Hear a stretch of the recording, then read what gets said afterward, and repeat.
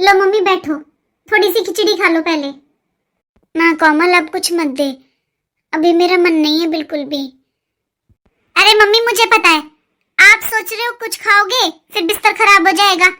आप खड़ी हो जाओ मम्मी, खा लो, मैं कर दूंगी साफ। मुझे तो बहुत बुरा लगता है कोमल जब तू मेरा बिस्तर साफ करती है। क्यों मम्मी, कभी मैंने बिस्तर गंदा नहीं किया होगा बचपन में? आपने भी तो साफ किया होगा ना, फिर क्या हो गया आज आपको जरूरत है तो? मम्मी आप ही तो हमेशा कहती थी कि बचपन में और बुढ़ापे में कोई फर्क नहीं होता। जैसे बचपन में बच्चे को माँ बाप की जरूरत होती है, उसी तरह बुढ़ापे में माँ बाप को बच्चों की जरूरत होती है। और हाँ, आप चिंता मत करो, जब तक आप ठीक नहीं हो जाओगी ना तब तक नहीं जाऊंगी मैं। लो अब खा लो खिचड़ी। ये ले कोमल, ये 2100 रुपए हैं बेटा। मम्मी साड़ी दिला तो दी आपने, क्या जरूरत थी इतने पैसों की? अपने पास रखा करो थोड़े बहुत बचाकर। खूब अच्छी ससुराल ढूंढी है आपने। ये पैसे ना आप मुझे मत दिया करो, अपने लिए कुछ मन किया करे ना तो अपने लिए ले आया करो मम्मी। ये मैंने गुड़िया के लिए दिए हैं, उसका एक अच्छा सा सूट ले लेना बेटा और कह देना नानी ने दिलवाया है, खुश हो जाएगी वो भी। और हाँ मम्मी, अगर आपको लगे ना आपकी तबीयत ठीक नहीं है तो आप बस मेरे पास एक बार फोन कर देना, मैं आ जाऊंगी मम्मी, तुम परेशान मत हुआ करो। अरे वाह दीदी, आप कब आए? बहू मैंने बुलाया था इसे। अच्छा मम्मी जी। दीदी वैसे कमाल है ना, मेरा तो अपने मायके जाना होता है और आपका मायके आना होता है। हमेशा तभी आते हो आप जब मैं यहाँ नहीं होती हूँ। और देखो ना, मम्मी जी की तबीयत भी तभी खराब होती है जब मैं अपने मायके जाती हूँ। कभी कभी तो लगता है ये सब कुछ प्लानिंग से होता है। अच्छा हुआ भाभी आप आ गए, मुझे बात करनी है आपसे।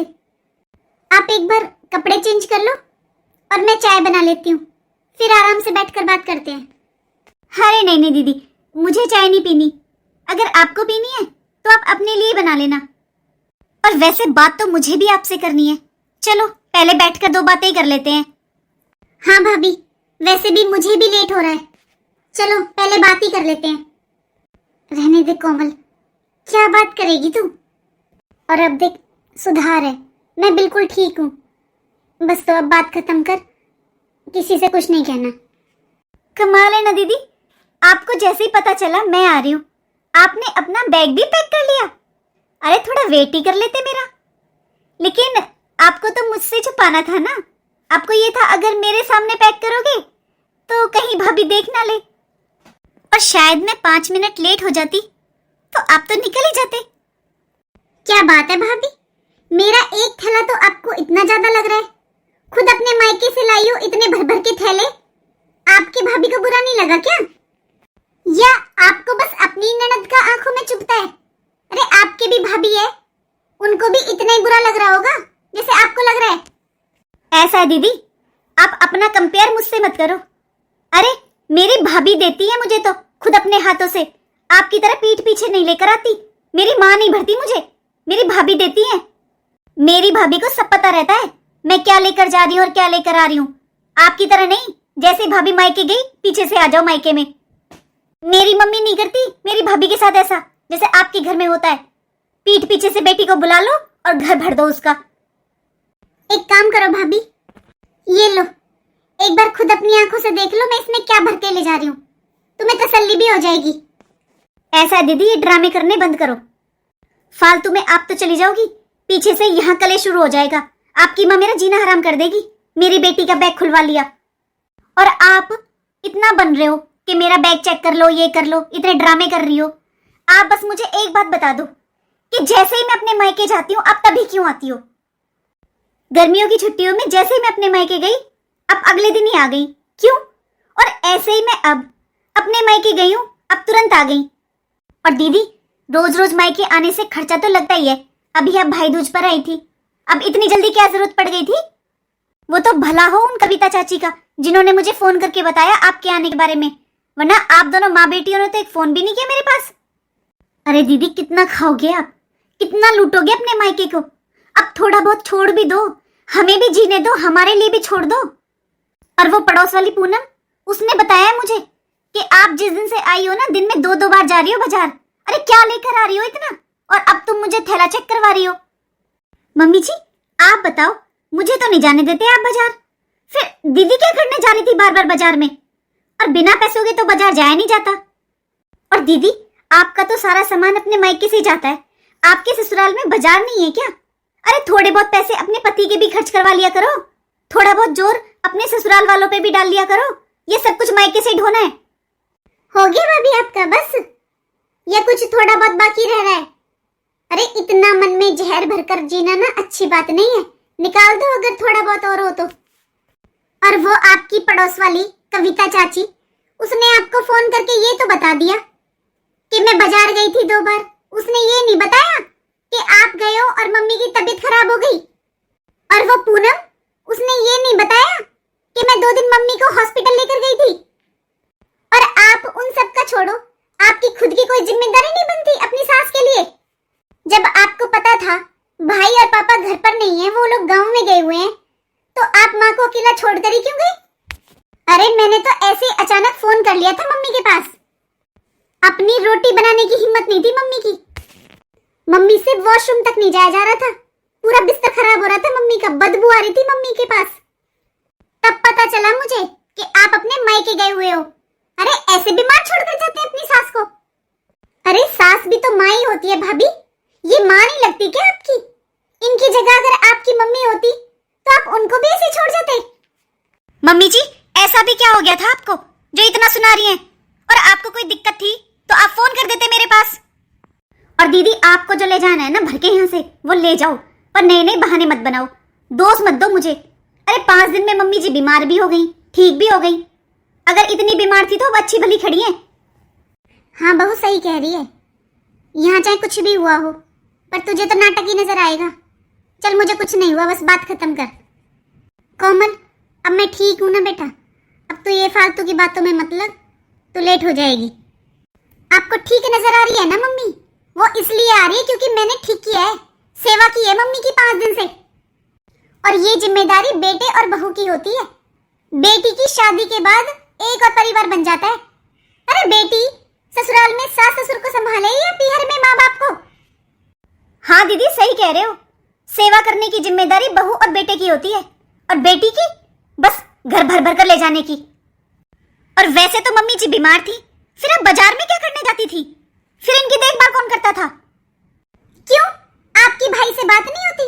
बताया नहीं आपको कि पापा और भाई दोनों गांव गए हुए हैं? फिर दवाई कौन लेकर आता पीछे से? और आपकी वो चुगलखोर कविता चाची, उसने ये नहीं देखा कि मैं बाजार से लेकर के आ रही हूँ, या बस यही देखा कि मैं बाजार में जा रही हूँ? और एक बात बताओ, आप जिस दिन गए थे उस दिन भी मम्मी की तबीयत खराब थी, मम्मी ने खुद बताया है। तो आपने एक बार भी पूछा मम्मी से फोन करके कि ठीक हो या नहीं? अरे चलो आपका जाना जरूरी था, गए भी, लेकिन एक बार मेरे पास ही फोन कर देती, मैं आके संभाल लेती मम्मी को। अगर मैं फोन नहीं करती मुझे पता नहीं चलता क्या हालत होती इनकी। दीदी पागल बनाना किसी और को, ये तो अब हर बार का है। मेरे जाते ही मम्मी जी तो बीमार हो जाती हैं और आप आ जाती हो सेवा करने, और फिर मेरे आने के बाद हर बार मुझे तो यही सुनाया जाता है कि मैं सेवा नहीं करती हूँ, मैं ध्यान नहीं रखती हूँ। हाँ भाभी ये बात तो आपने सही कहा कि मैं और मम्मी नौटंकी करते हैं, क्योंकि हम माँ बेटी हैं ना, इसलिए। लेकिन मेरी समझ में ये नहीं आता, आप खुद अपने मायके जाती हो हर महीने, क्यों जाती हो भाई? जब हम माँ बेटी का मिलना बातें करना तुम्हें नौटंकी लगती है, तो तुम ये नौटंकी क्यों करती हो? करना धरना कुछ है नहीं, बस बातें बनानी होती हैं। और ये आपकी कुछ नहीं लगती क्या? चलो पहले तो पता नहीं था, लेकिन आते ही बताया मैंने कि तबीयत खराब थी, एक बार भी हालचाल पूछा? और हाँ भाभी मुझे 2 बातें तो करनी है। एक बात बताओ, ये पूरा घर वैसे तो तुम कहती हो तुम्हारा है? सफाई करने के नाम पे तुम इस कमरे को छोड़ देती हो, मम्मी अपने कमरे में खुद सफाई करती है। घर में भाई कोई फ्रूट लाए, कुछ अच्छा सामान लाए, जल्दी से आप अपने कमरे में रख देती हो छुपा कर, क्यों? घर में क्यों नहीं रखती हो? अरे इनका मन नहीं करता क्या? अपने कमरे की तो तुम बेडशीट पर्दे सब रेगुलर धुलती हो, फिर इस कमरे में क्या है? ये कमरा इस घर में नहीं आता क्या? या इस कमरे को मम्मी अपने साथ ले जाएगी? देखा मैंने कहा था ना, दोनों माँ बेटी दिन रात बस मेरी चुगलियां करती हैं, बस। वाह मम्मी जी वाह, और भी कोई बात रह गई हो तो वो भी बता देती कि मैंने 1 रोटी खाई है, मैंने 2 रोटी खाई है, मैंने इतनी सांस ली है। ये बातें क्यों छोड़ दिया आपने? ऐसा है भाभी, ये मेरी मम्मी है और मैं चाहती हूँ ये अच्छे से खुशी खुशी रहें अपने घर में। मैं इनसे ये फालतू की बातें नहीं करती।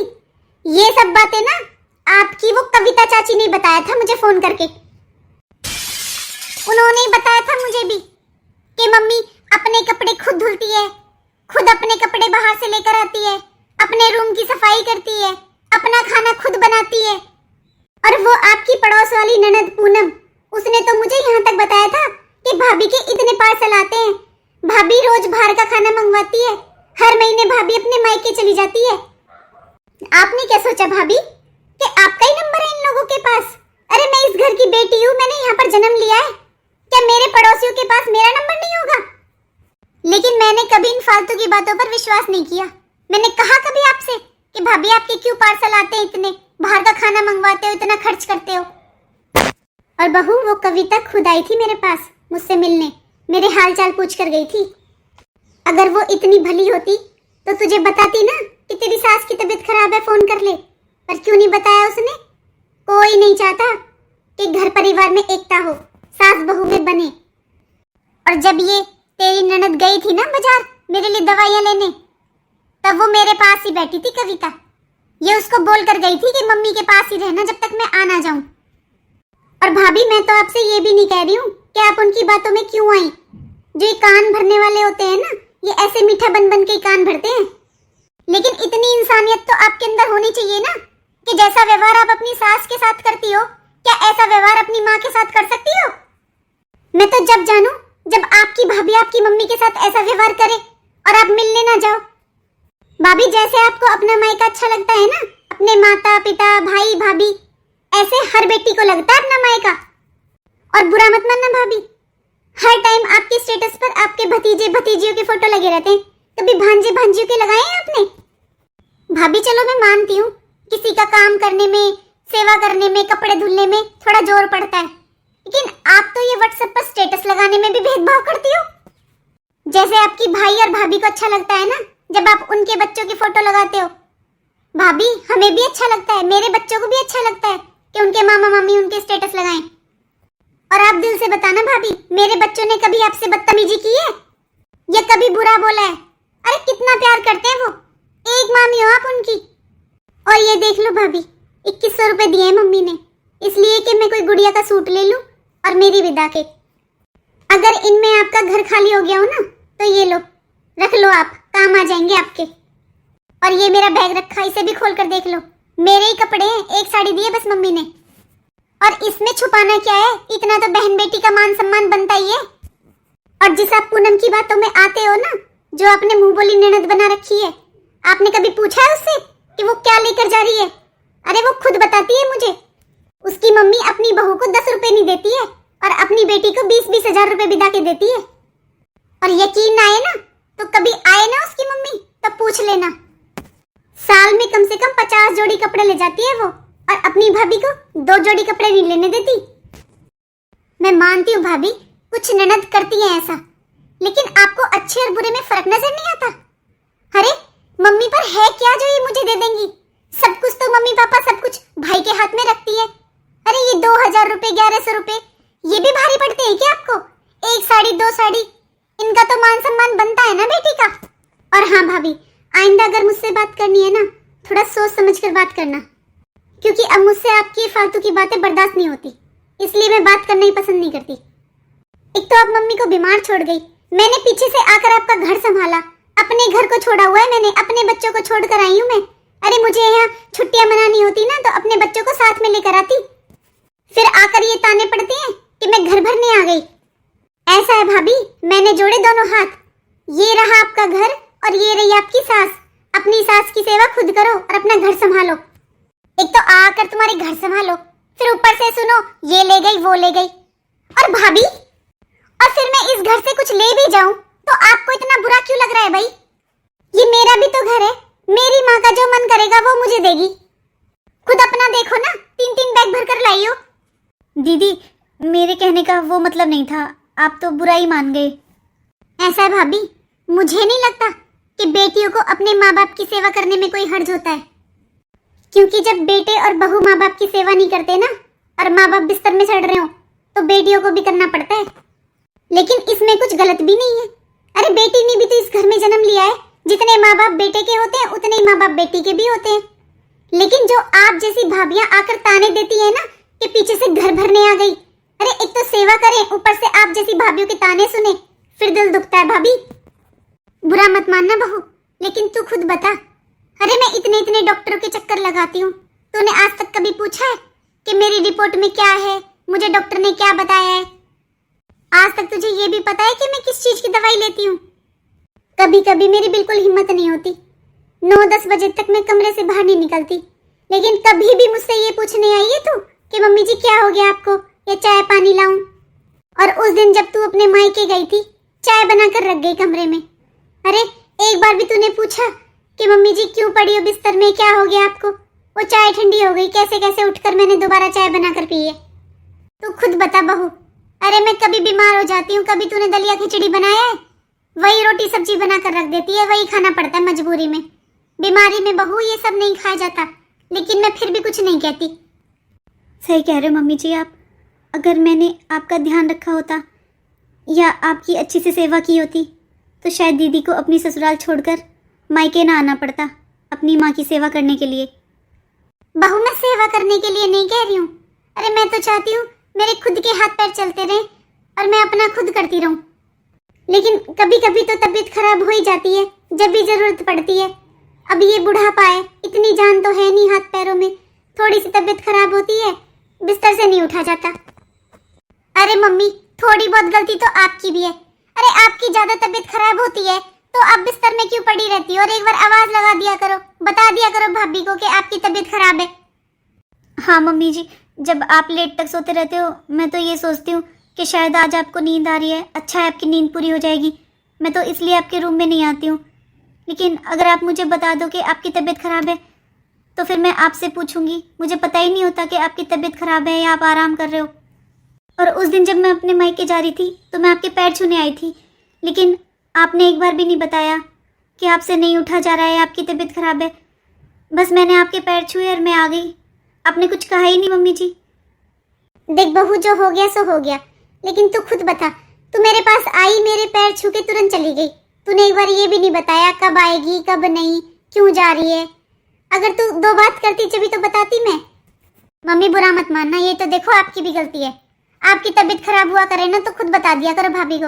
अरे कई बार नहीं पता चलता किसी को देखकर कि वो बीमार है या सही है। अब आप भी ज्यादातर लगती नहीं हो बीमार जैसी, तो अपने मुंह से बता दिया करो भाई आपसे नहीं उठा जा रहा है। मम्मी जी मुझसे गलती हो गई, आइंदा मैं आपको बताकर जाया करूंगी, और आप जब बोला करोगी ना कि जा, तभी जाया करूंगी। मम्मी जी आइंदा ऐसी गलती नहीं होगी। और दीदी आप आराम से अपनी ससुराल जाओ, अपनी ससुराल संभालो, यहाँ पर मैं संभाल लूंगी। ठीक है भाभी, अब मैं चलती हूँ। वैसे भी बहुत इज्जत हो गई इस बार मेरी। और अभी भी कुछ मन में हो ना तो ये बैग चेक कर लो, देख लो इसमें क्या लेकर जा रही हूँ। ना मैं मायके से कुछ लेकर जा रही हूँ और ना ही मैं मायका खा रही हूँ। आप अपनी ससुराल संभाल लो बस। दीदी आज आ जाओ, रुक जाते। देखो भाभी, इस बार तो मेरा मन है नहीं बिल्कुल भी रुकने का, लेकिन आपको अपनी गलती का एहसास हो गया, बस मेरे लिए यही बहुत है, वरना लोगों को तो एहसास भी नहीं होता। और हाँ मम्मी, मेरी वजह से फालतू में झगड़ा करने की जरूरत नहीं है। सास बहू खुश रहो, बुढ़ापे में आपकी बहू ही सेवा करेगी आपकी, ना कि ना बेटी। बेटी की भी अपनी ससुराल है। अरे वो अपनी सास ससुर की सेवा करेगी या माँ बाप की? बहू का फर्ज होता है सास ससुर की सेवा करने का।